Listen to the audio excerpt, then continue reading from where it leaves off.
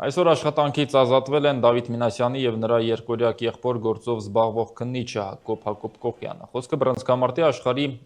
չեմպիոն Իսրայել Հակոբ Կոխյանի որդու մասին է։ Կիրակի օրը եկեղեցում տեղի ունեցած միջադեպից հետո, երբ ձերբակալվեցին եղբայրները, երկու անգամ քննիչները խուզարկություններ իրականացրին նրանց բնակարանում։ Արդյունքում որևէ արգելված կամ գործի համար նշանակություն ունեցող առարկա չհայտնաբերվեց։ Քննչական կոմիտեից հաստատել են քննիչի աշխատանքից ազատման փաստը, բայց վստահեցրել, որ նա իր դիմումի համաձայն է հեռացել։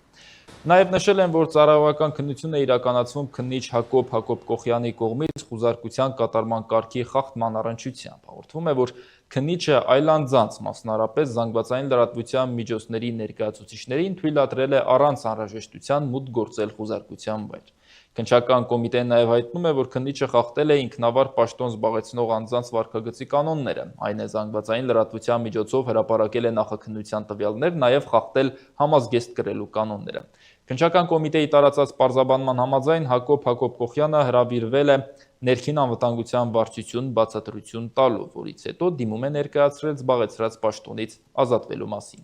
Արմդուրի տեղեկություններով աշխատանքից ազատվել է նաև մեկ այլ քննիչ Հակոբ Կոխյանի վերադասը, որը Երևանի նախկին ոստիկանապետի քրոջ որդին է, կենտրոնի քննչականի պետ Դավիթ Կիրակոսյանը։